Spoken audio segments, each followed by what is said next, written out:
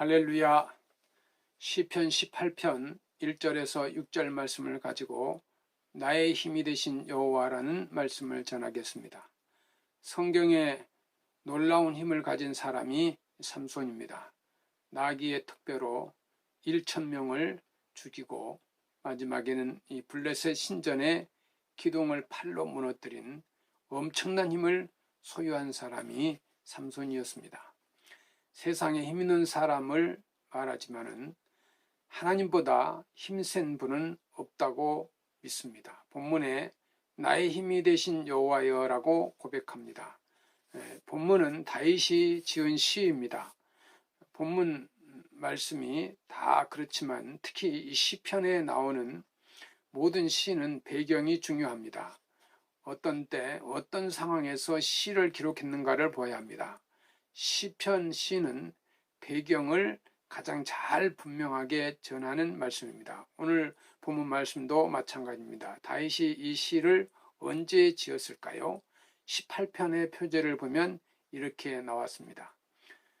여호와께서 다윗을 그 모든 원수의 사울의 손에서 구원하신 날에 다윗이 여호와께 이르러 아뢰어 가로되 그러면서 이 말씀이 시작됩니다.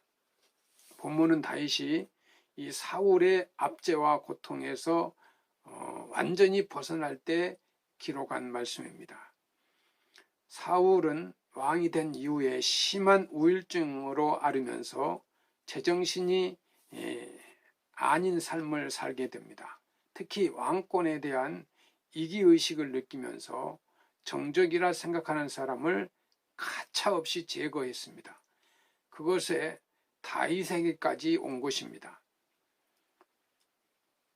사실 다윗은 사울을 가장 가까이 해서도 도와준 사람이고 사울이 악신에 시달려 잠을 못 이룰 때도 수금을 타며 옆에서 도와준 사람입니다.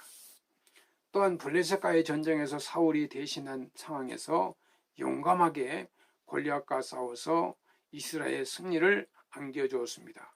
그리고 또 이방 나라의 전쟁에서 다윗은 가장 선봉해서 나라를 위해 목숨을 내놓고 싸웠던 사람입니다.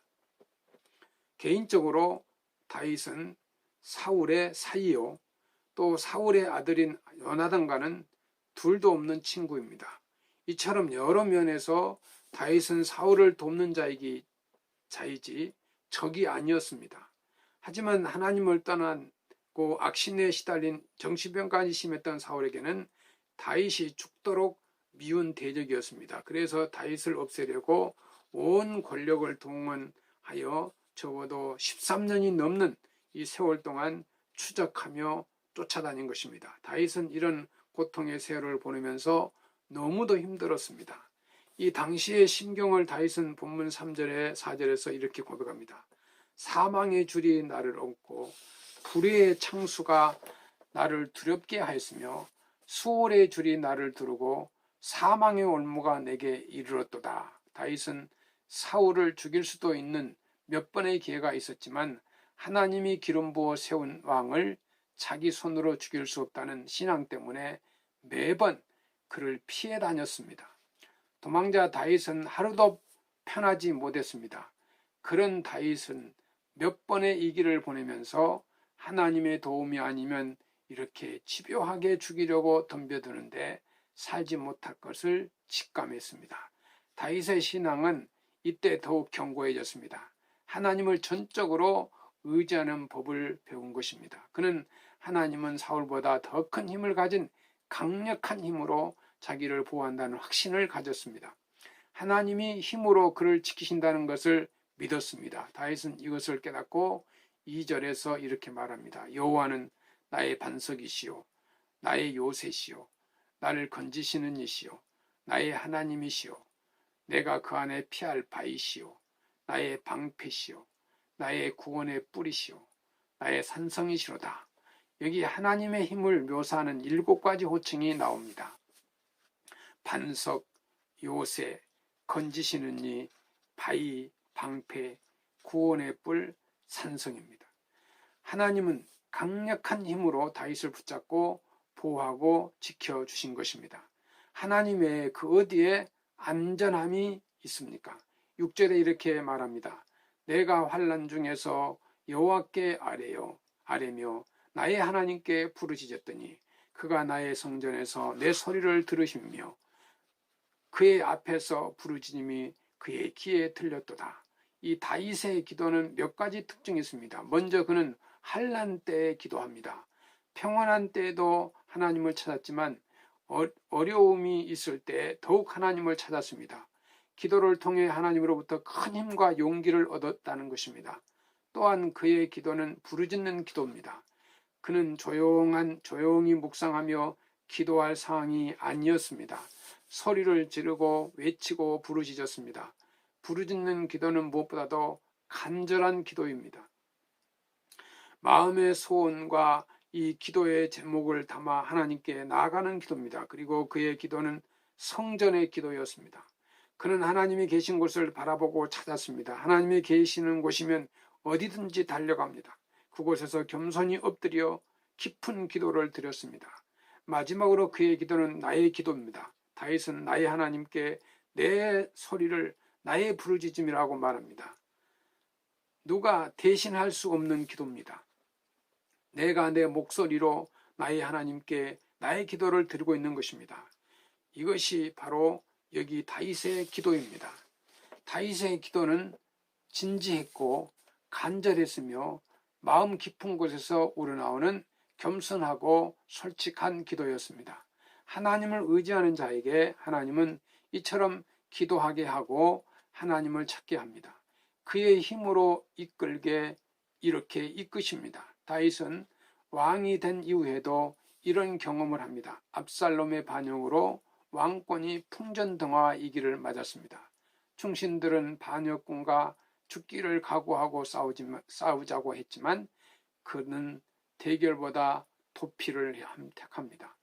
그는 신하와 함께 맨발로 울면서 예루살렘을 떠납니다. 그런데 그때 예루살렘을 떠나면서 가장 먼저 찾은 곳이 감난산에 있는 예배초소입니다. 성경은 그곳을 하나님을 경배하는 마루터기라고 말합니다. 다윗은 그곳을 찾아갑니다. 그곳에서 엎드려 하나님께 기도하고 눈물로 기도합니다. 마음이 쓰리고 아파서 견딜 수 없는 고통의 순간에 그는 하나님을 찾았고 하나님께 기도한 것입니다.